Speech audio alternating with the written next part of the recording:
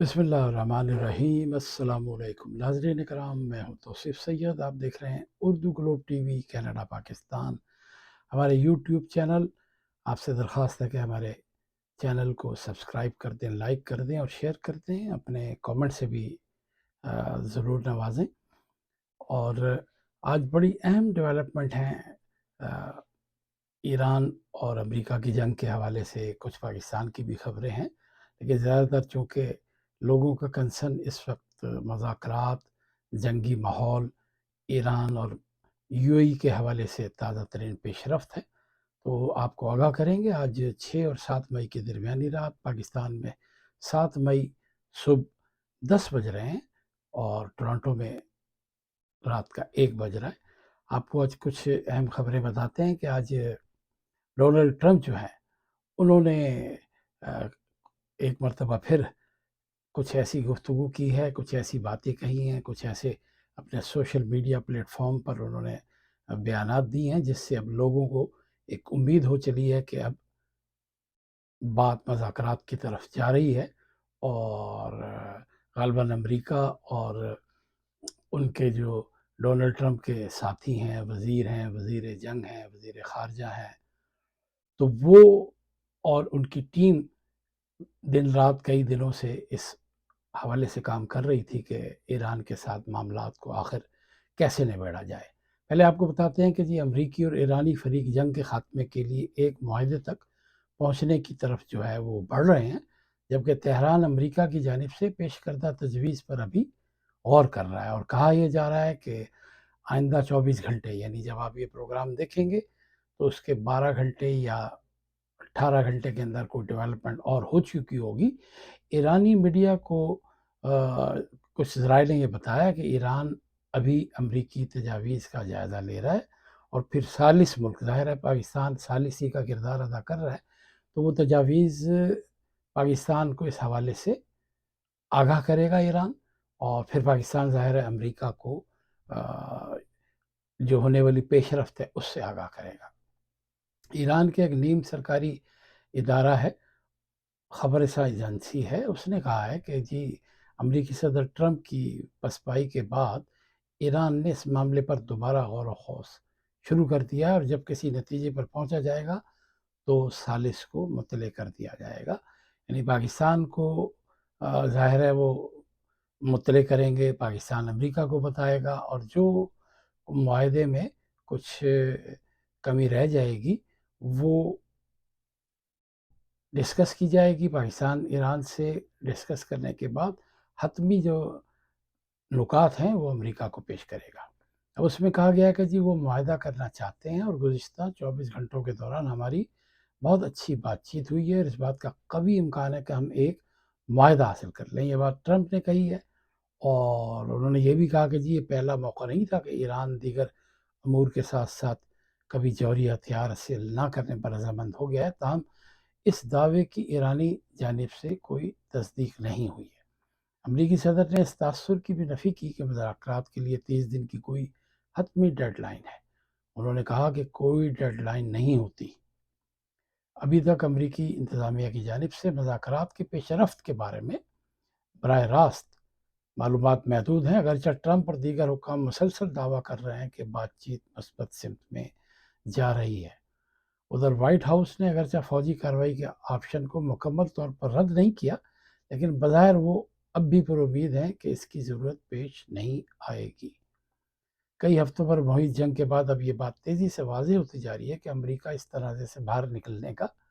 रास्ता तलाश कर रहा है, क्योंकि अब वो उसको कई इश्यूज़ हैं ट्रंप को। अमेरिका, पूरी दुनिया, ऑयल की प्राइसेस, डोनाल्ड ट्रंप की गिरती हुई मकबूलियत, आने वाले इलेक्शन और ट्रंप की पार्टी की शदीद मुखालफत, कांग्रेस में जो अरकान पार्लियामेंट हैं उनके बड़े सख्त तरीन सवालात, फिर वो अखराजात और बढ़ती हुई महंगाई और पेट्रोल की किल्लत, ये ऐसे इशू हैं जिसको ज़ाहिर है नज़रअंदाज नहीं किया जा सकता। और बढ़ती हुई कीमतों ने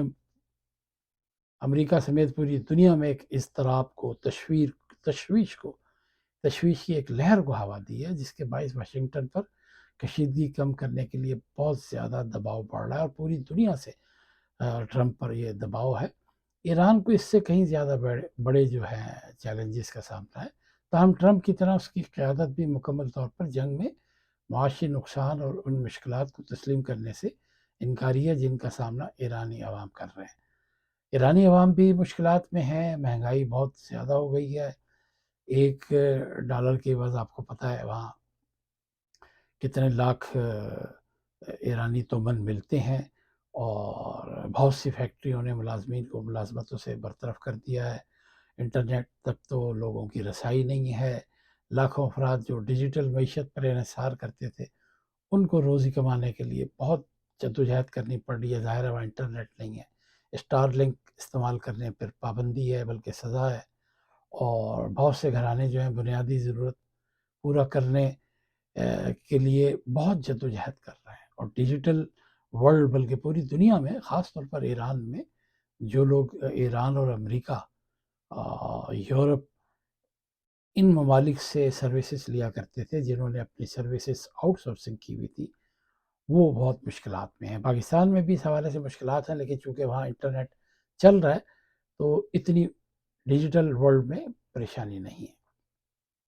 ایران میں البتہ مشکلات ہیں، مہنگائی کی وجہ سے خوراک کی بھی تھوڑی سی کچھ خبریں آئی تھیں، اور ہم نے آپ کو بتایا تھا کہ جو جہاز ہیں ابنائے ہرمز میں، ان میں جو عملہ ہے وہ غذائی قلت کا شکار ہے۔ ادھر اسرائیلی وزیر اعظم یاہو نے ایران سے افسودہ یورینیم نکالنے کو اسرائیل اور امریکہ کا مشترکہ فیصلہ قرار دیا ہے۔ ایک بیان میں ان کا کہنا تھا کہ صدر ٹرمپ سے آج میں بات کروں گا، امریکہ اور اسرائیل کے درمیان مکمل ہم آہنگی ہے۔ نیتن یاہو نے کہا کہ امریکہ اور اسرائیل کے مقاصد مشترکہ ہیں۔ سب سے اہم مقصد افسودہ یورینیم ایران سے نکالنا ہے۔ ایرانی پارلیمنٹ کے اسپیکر جو ہیں باقر قالیباف نے کہا ہے کہ دشمن کا مقصد ایران کے اتحاد کو توڑنا ہے تاکہ ہمیں ہتھیار ڈالنے پر مجبور کیا جائے۔ ایرانی قوم کے نام پیغام میں باقر قالیباف نے کہا کہ دشمن اپنے نئے منصوبے میں بحری ناکہ بندی کے ذریعے اقتصادی دباؤ اور میڈیا پروپیگنڈے کی کوشش کر رہا ہے۔ یہ تو کافی عرصے سے وہ کہہ رہے ہیں، اور پروپیگنڈا بھی ظاہر ہے ہو رہا ہے امریکہ کی جانب سے بہت زیادہ۔ ویب سائٹ پہ بھی، اور ان کے جو بڑے اخبارات ہیں اور جو چینل ہیں وہ امریکہ کی زبان میں بات کرتے ہیں۔ 2 یا 3 میڈیا آؤٹلیٹ ہیں جو کسی حد تک یا تو غیر جانبدارانہ خبریں چھاپتے ہیں، یا پھر وہ بقول ڈونلڈ ٹرمپ کے وہ ان کے خلاف ہی خبر چھاپتے ہیں۔ انہوں نے یہ بھی کہا کہ ایران یعنی امریکہ کا جو مقصد ہے ایران کے اتحاد کو توڑنا ہے تاکہ ہمیں ہتھیار ڈالنے پر مجبور کیا جائے، اور فوجی حملے کے امکان کو، خصوصاً دہشت گرد حملوں کے امکان کو ہم رد نہیں کرتے اور نہ ہی اس کو کم سمجھتے ہیں۔ انہوں نے کہا کہ یہ دشمن کی حکمت عملی کا وہ حصہ ہے جو معاشرے سے متعلق ہے۔ اس کا مقصد ایران کو اندر سے کمزور کرنا ہے۔ ایرانی پارلیمنٹ کی خارجہ پالیسی اور قومی سلامتی کمیٹی کے ترجمان نے امریکی میڈیا کی خبر کو امریکی خواہشات کی فہرست قرار دیا ہے۔ انہوں نے کہا کہ امریکی نیوز ویب سائٹ کی خبر حقیقت سے زیادہ امریکی خواہشات کی فہرست ہے۔ امریکیوں کو اس جنگ میں کچھ حاصل نہیں ہوگا۔ امریکی ہار رہے ہیں، وہ براہ راست مذاکرات میں کچھ حاصل نہیں کر سکیں گے۔ واضح رہے کہ امریکی خبر رساں ادارے نے ایک رپورٹ کیا تھا کہ امریکہ کو اگلے 48 گھنٹے میں ایران سے چند اہم نکات پر حتمی جواب کا انتظار ہے۔ ادھر ایرانی صدر جو مسعود پزشکیان ہیں، انہوں نے امریکہ کی جانب سے ہتھیار ڈالنے کے مطالبے پر رد عمل دیا ہے، اور عراقی وزیر اعظم سے بات چیت میں مسعود پزشکیان نے کہا کہ ہم مسلمان تو پہلے ہی خدا کے سامنے سر جھکا چکے ہیں، اب کوئی اور ہمیں کیا جھکائے گا، کیسے ہمیں جھکا سکتا ہے، ہم کسی اور کے سامنے جھکنا نہیں جانتے۔ ایرانی صدر نے اس بات کی ضرورت پر زور دیا کہ امریکی حکام خطے کو فوجی دھمکیاں دینا بند کر دیں۔ ان کا یہ بھی کہنا تھا کہ دھمکیوں سے ہم مروب ہونے والے نہیں ہیں، اور اس سے پہلے دی گئی دھمکیوں سے ہم پر کوئی اثر نہیں پڑتا۔ ادھر اوول آفس میں صحافیوں سے گفتگو کرتے ہوئے ٹرمپ نے کہا کہ ایران جنگ کے خاتمے کے لیے امریکہ کی تجاویز کا جائزہ لے رہا ہے۔ ٹرمپ کا کہنا تھا کہ معاہدے کے امکانات روشن ہیں، یہ بہت ممکن ہے کہ ہم ایک معاہدے تک پہنچ جائیں، لیکن پھر انہوں نے وہی بات کہی کہ امریکہ ایران سے افزودہ یورینیم حاصل کرنے جا رہا ہے، ایران کو جوہری ہتھیار رکھنے کی اجازت نہیں دے سکتے۔ انہوں نے یہ نہیں بتایا کہ کیسے لینے جا رہا ہے یا کیا لایا عمل ہوگا یا شرائط میں کون سا نقطہ شامل کیا جائے گا جو ایران ان کو افزودہ یورینیم دے دے گا، کیونکہ اصل نقطہ یہی ہے۔ میرا اپنا خیال ہے کہ اس میں شاید کوئی جو ٹائم فریم تھا اس میں ایران جو ہے وہ مان سکتا ہے کہ 10 سے 12 سال کا عرصہ، اور ممکن ہے 10 سے 12 سال کے عرصے کے بعد امریکہ کوئی اور اس میں بیچ میں شرط رکھ دے کہ ٹھیک ہے، ہمیں آپ کی یہ 12 سال کی شرط تو منظور ہے، لیکن اگر 12 سال کے عرصے کے اندر اندر آپ نے دوبارہ کوئی 3.5 جسے کہتے ہیں نا پوائنٹ سے اوپر یورینیم افزودگی کی کوشش کی تو ہم آپ سے پھر دوبارہ یا تو گفت و شنید کریں گے یا جو بھی ان کا موقف ہوگا وہ اپنا پوائنٹ یہ رکھ سکتے ہیں۔ یہ میرا اپنا اندازہ ہے۔ ان کا کہنا تھا کہ ایران میں ان لوگوں سے ہم بات کر رہے ہیں جو ڈیل چاہتے ہیں، دیکھتے ہیں ایران ڈیل پر متفق ہوتا ہے یا نہیں۔ یہ تو تھی ایران امریکہ سے ریلیٹڈ خبریں۔ پاکستان کی بھی کچھ بات کر لیں کہ آپ یہ دیکھ لیں کہ پاکستان میں کوئی بھی دور ہو، کسی بھی حکومت کا ہو، آپ پچھلے 40 سال سے دیکھ لیں، چاہے سول حکومت ہو، چاہے فوجی حکومت ہو، کوئی عارضی حکومت ہو، 3 مہینے کی حکومت ہو یا 18 مہینے کی حکومت ہو، ہر دور میں پولیس اور سول سوسائٹی کے درمیان کوئی نہ کوئی ایشو چلتے ہیں، اور حکومت کوئی لایا عمل آج تک طے نہیں کر سکی 40 سال میں کہ کرنا کیا ہے۔ اب پاکستان کو آپ کو پتہ ہے کہ عورت مارچ کی کرتا دھرتا ہے، کتھک ڈانس کے حوالے سے مشہور ہیں شیما کرمانی، اب خاصی عمر رسیدہ ہو گئی ہیں۔ ان کو ان کی جو گرفتاری ہے، اس گرفتاری کی ویڈیو سوشل میڈیا پر بڑی وائرل ہو رہی ہے اور پاکستان بھر سے شدید رد عمل سامنے آیا ہے۔ ظاہر ہے رد عمل تو سامنے آئے گا، جس طرح ان کی گرفتاری کی گئی ہے خاتون ہونے کے ناطے، جس طرح ان کو پش کیا گیا گاڑی سے، جس طرح خواتین پولیس اہلکاروں نے ان کو کھینچا، یہی کام حکومت انہیں اجازت دے کر لیتی تو کچھ بھی نہ ہوتا۔ تو حکومتیں خود اپنے لیے بھی مسائل پیدا کرتی ہیں، اپنی پریشانی میں بھی اضافہ کرتی ہیں، اور اپنی میں تو کہوں گا کہ اپنی تذلیل میں اضافے کے لیے حکومتوں کو کسی کے مشورے کی ضرورت نہیں ہے۔ ان کو سمپل سا ہے کہ اگر آزادی مارچ کی اجازت ایک مخصوص جگہ بنا دیں کہ جس نے بھی کہیں مظاہرہ کرنا ہے وہ وہاں جا کر مظاہرہ کریں، جیسے انگلینڈ میں ہے۔ آپ کو پتہ ہے کہ وہاں ہائیڈ پارک ہے، لوگ جاتے ہیں، تقریریں کرتے ہیں، اور وہاں لوگ اکٹھے ہوتے ہیں، ان کی تقاریر سنتے ہیں، اور کوئی نعرہ بازی نہیں کرتا، تقاریر سنتے ہیں یا پلے کارڈ لے کے کھڑے ہو جاتے ہیں، اور آدھے گھنٹے یا 1 گھنٹے کا جتنا بھی ان کا ٹائم ہوتا ہے وہ تقریر کر کے گھر چلے جاتے ہیں۔ کسی کو نہ ٹریفک رکتی ہے، نہ کوئی پولیس لاٹھیاں برساتی ہے، نہ پاکستان میں 16 MPO کے تحت گرفتاریاں ہوتی ہیں، نہ دفاع 144 نافذ ہوتی ہے، نہ لوگوں کو مارا جاتا ہے، نہ گھسیٹا جاتا ہے، نہ ٹرکوں میں بھر بھر کر لے جایا جاتا ہے، نہ خواتین کے ساتھ بد تہذیبی کی جاتی ہے، ایون کہ عام شہریوں کے ساتھ بھی نہیں کی جاتی۔ تو یہ پولیس کا لوگوں سے جو رویہ ہے، چاہے پنجاب ہو، چاہے وہ صوبہ سرحد ہو خیبر پختونخوا یا سندھ ہو یا بلوچستان ہو، سب جگہ پولیس کا رویہ ایک سا ہی ہے، اور وہاں وزرائے اعلیٰ اور صوبائی حکومتیں آج تک یہ طے نہیں کر سکی کہ ہم نے مظاہرین کے ساتھ کیسے نمٹنا ہے اور اس کے لیے کیا قانون سازی ہونی چاہیے۔ دنیا کہاں سے کہاں پہنچ گئی، لیکن ہمارے ہاں سینکڑوں ایسے ایشوز ہیں جن پر 30 سے 40 سال ہو گئے، ابھی تک ہم ایک دائرے کی سمت میں گھوم رہے ہیں، ابھی تک ان مسائل کو حل کرنے کے لیے کسی نے سوچا ہی نہیں۔ کسی ڈپٹی کمشنر نے، کسی وزیر اعلیٰ نے، کسی کمشنر نے، کسی سیکٹری نے، کسی چیف سیکٹری نے، کسی شہر کے کرتا دھرتا نے یہ سوچا ہی نہیں کہ میں اس شہر کی خدمت کرنے کے لیے آیا ہوں۔ وہ ظاہر ہے اپنا ذاتی مفاد اور اپنے عہدے اور اپنی ترقی کے چکر میں ہوتے ہیں، اس کے علاوہ انہیں کچھ نہیں ہوتا۔ اب دیکھیں کہ جی جو صوبائی وزیر داخلہ ہیں ضیاء الحسن، انہوں نے پھر جی آئی جی کو ہدایت کر دی کہ جی گرفتار خواتین کو رہا کیا جائے، جس کے بعد ان خواتین کو رہائی مل گئی۔ اور رہائی کے بعد شیما کرمانی نے سندھ حکومت کو شدید تنقید کا نشانہ بنایا۔ ظاہر ہے انہوں نے تو بنانا ہے، انہوں نے کہا کہ جی خواتین پر بری طرح تشدد کیا گیا، اور ایسی جماعت جس کی حکومت کے دور میں یہ ہو رہا ہے، جس کے ماضی میں ایک سربراہ خاتون رہی ہیں، ان کا اشارہ وزیر اعظم بینظیر بھٹو کی طرف تھا کہ جی یہ جماعت تو ایک خاتون وزیر اعظم کے ساتھ اقتدار 2 دفعہ حاصل کر چکی ہے، اور ہمارے ساتھ یہ سلوک کیا جا رہا ہے۔ تو حکومتوں کو یہ سوچنا چاہیے کہ اس طرح کے چاہے سیاسی معاملات ہوں، چاہے سماجی ایشوز ہوں، ان کو حکمت عملی سے حل کرنے کے لیے صوبائی حکومت کمشنر لیول پر جو چند کرتا دھرتا ہیں ان کو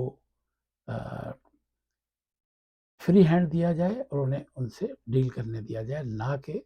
اپنا پوری دنیا میں مذاق اڑوایا جائے اور لوگوں کے ساتھ زیادتی کی جائے اور لوگوں کو پکڑ پکڑ کر تھانے یا پولیس یا حوالات یا جیل میں لے جایا جائے۔ اس کے علاوہ بھی اور بہت ساری چیزیں ہیں۔ اب صنفی عدم مساوات پاکستان جو ہے، کہا جاتا ہے کہ جی دنیا میں آخری نمبر پر آیا ہے۔ سیکٹری انسانی حقوق نے بتایا کہ جی پاکستان کا اس حوالے سے دنیا بھر میں 148واں نمبر ہے، اور سول سروس میں خواتین کی نمائندگی میں اگرچہ کچھ بہتری آئی ہے،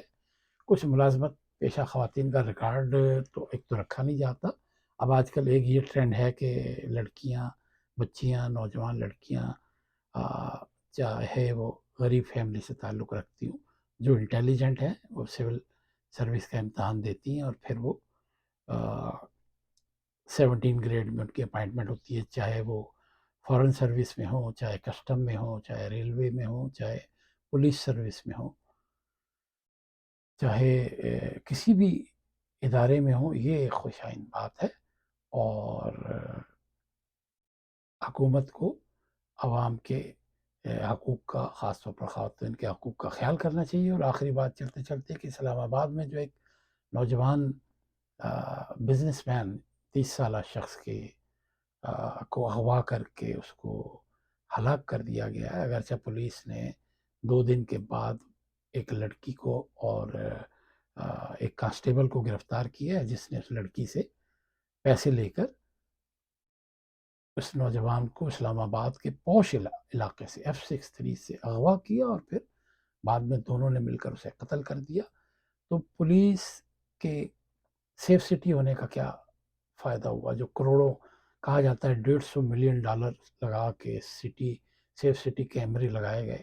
ان سے کیا حاصل ہوا کہ جب ایک شخص کی جان نہیں بچ سکی اور آپ نے 2 دن کے بعد ان لوگوں کو گرفتار کیا؟ آپ کو تو تقریباً آدھے گھنٹے میں گرفتار کر لینا چاہیے تھا۔ آپ کے سیف سٹی کا تصور جو ہے وہ زیرو ہو چکا ہے، اس سے پہلے بھی کئی دفعہ ایسا ہو چکا ہے۔ تو اسلام آباد جیسے شہر میں، اور پنڈی کا تو کوئی پرسان حال ہے ہی نہیں، وہاں پر تو لوگ آتے ہیں، جرائم کرتے ہیں، خاموشی سے غائب ہو جاتے ہیں اور پولیس دیکھتی رہ جاتی ہے۔ تو حکومتوں کو،